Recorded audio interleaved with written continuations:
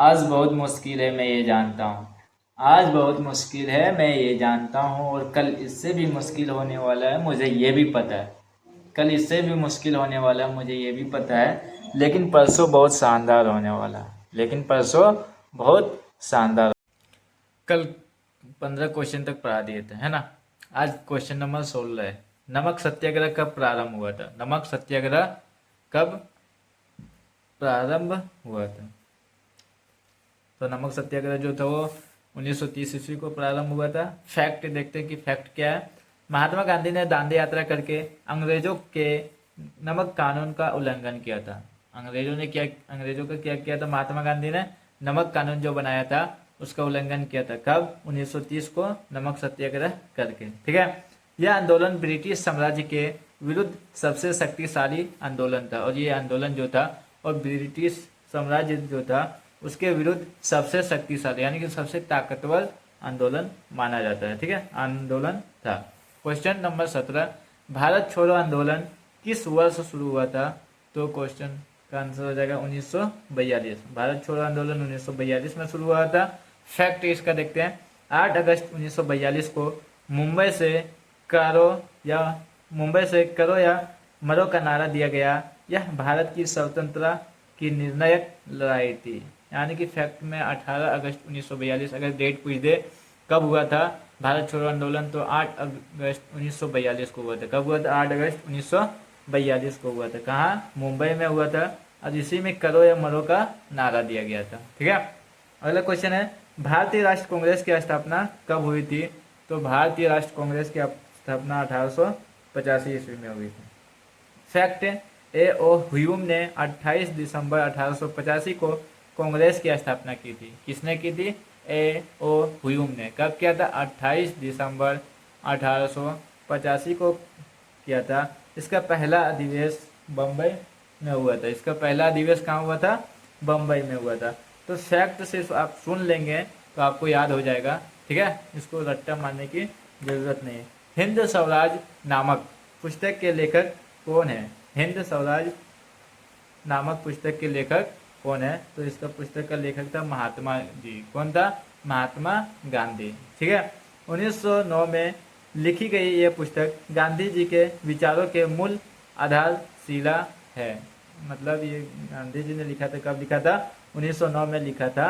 पुस्तक विचारों की मूल आधारशिला है। उन्होंने इसमें आत्मनिर्भरता और सत्याग्रह का सिद्धांत समझाया था। उसने इसमें क्या समझाया है? तो आत्मनिर्भरता और सत्याग्रह का सिद्धांत समझाया है। क्वेश्चन आएगा कि हिंद स्वराज नामक पुस्तक कब प्रकाशित हुआ था? तो 1909 में हुआ था। किसने किया है? महात्मा गांधी ने किया है। ठीक है। नेक्स्ट क्वेश्चन है भारत विभाजन।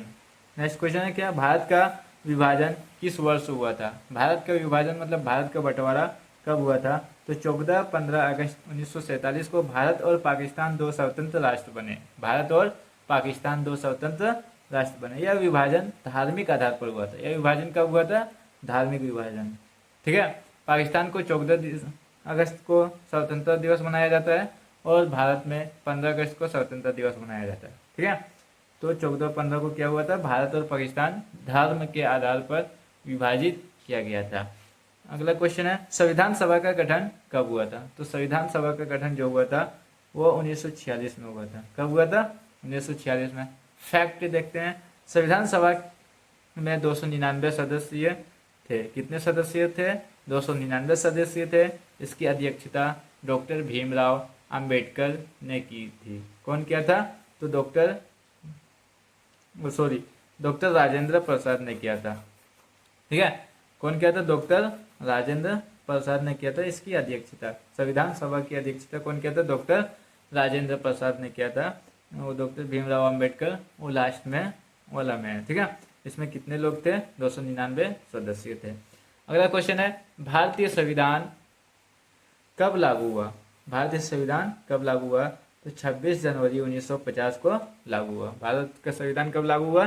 26 जनवरी 1950 को। भारत आज़ाद कब हुआ? 15 अगस्त 1947 में। ठीक है। इसलिए हम लोग 2 दिन झंडा फहराते हैं, एक स्वतंत्रता दिवस और एक गणतंत्र दिवस। ठीक है।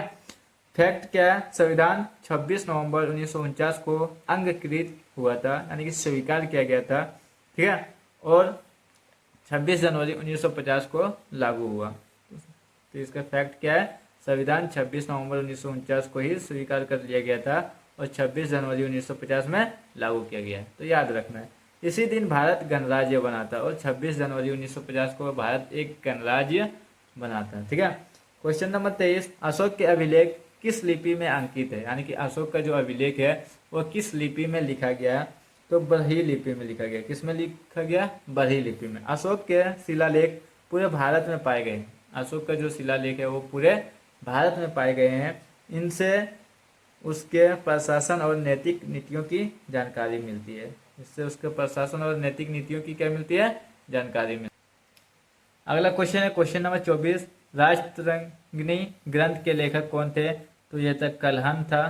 ठीक है। कल्हण ने कश्मीर की राजाओं का इतिहास लिखा था। कल्हण ने क्या किया था, कश्मीर के राजाओं का इतिहास लिखा था। यह भारत का पहला ऐतिहासिक ग्रंथ माना जाता है। यह भारत का क्या माना जाता है, पहला ऐतिहासिक ग्रंथ माना जाता है। क्वेश्चन नंबर 25, गुजरात लोथल किसके लिए प्रसिद्ध है, तो गुजरात का लोथल जो है वो व्यापारिक बंदरगाह के लिए प्रसिद्ध है। लोथल से गोदी मिली है जो व्यापार का प्रमाण है। लोथल से क्या मिली है, गोदी मिली है, जिससे जो क्या बताता है कि इस जगह पर पहले भी व्यापार किया जाता था और अभी भी व्यापार का केंद्र माना जाता है। यह हड़प्पा सभ्यता की उन्नत इंजीनियरिंग दर्शाता है। यह जो गोदी मिला है वो क्या दर्शाता है कि हड़प्पा सभ्यता का जो इंजीनियरिंग था वो कितना उन्नत था। ठीक है। क्वेश्चन नंबर 26, गुप्त काल में कौन सी मुद्रा प्रचलित थी, तो गुप्त काल में दिनार नामक स्वर्ण मुद्रा का प्रचलन था। गुप्त काल में कौन सा चलता था, दिनार चलता था, जो किसका बना था, तो स्वर्ण का बना था, यानी कि सोना का बना था। इससे उनकी समृद्धि और सुव्यवस्थित अर्थव्यवस्था का पता चलता है। इससे यह पता चलता है कि उसकी अर्थव्यवस्था जो था वो कितना मजबूत था। इसलिए गुप्त काल को स्वर्ण काल भी कहा जाता है। ठीक है। दिल्ली सल्तनत की स्थापना किसने की, तो दिल्ली सल्तनत की स्थापना कुतुबुद्दीन ऐबक ने किया था। किसने किया था, कुतुबुद्दीन ऐबक ने किया था। फैक्ट, कुतुबुद्दीन ऐबक 1206 ईस्वी में दिल्ली सल्तनत की स्थापना की। कब किया था, 1206 ईस्वी में। याद रखना कि कुतुबुद्दीन ऐबक ने दिल्ली सल्तनत की स्थापना कब की, तो 1206 ईस्वी में किया था। दिल्ली सल्तनत की स्थापना की, वह मोहम्मद गोरी का गुलाम था। कुतुबुद्दीन ऐबक कौन था, तो मोहम्मद गोरी का गुलाम था। ठीक है, याद रखना। इसलिए उसे लख बख्श कहा गया। इसलिए उसे क्या कहा गया, लख बख्श कहा गया। ये भी क्वेश्चन आएगा कि कुतुबुद्दीन ऐबक को क्या कहा गया, या लख बख्श किससे कहा गया, कुतुबुद्दीन ऐबक को क्या कहा गया। कुतुबुद्दीन ऐबक मोहम्मद गोरी के कौन थे, तो गुलाम थे। ठीक है। कुतुबुद्दीन ऐबक ने दिल्ली सल्तनत की स्थापना कब की, तो 1206 ईस्वी में की। बहुत ही इंपॉर्टेंट प्रश्न है। अगला प्रश्न है, अकबर के समय कितने प्रमुख सूबे थे, तो अकबर के समय 17 सूबे थे। ठीक है, कितने थे, 17 थे। अकबर ने प्रशासनिक दक्षता के लिए साम्राज्य को सूबों में बांटा। हर सूबे में सूबेदार, दीवान और फौजदार नियुक्त थे। अकबर ने क्या किया, प्रशासनिक दक्षता के लिए साम्राज्य को सूबों में बांट दिया था। और कितने सूबों में बांटा था, 17 सूबों में बांटा था। हर सूबे में सूबेदार, दीवान और फौजदार नियुक्त होते थे।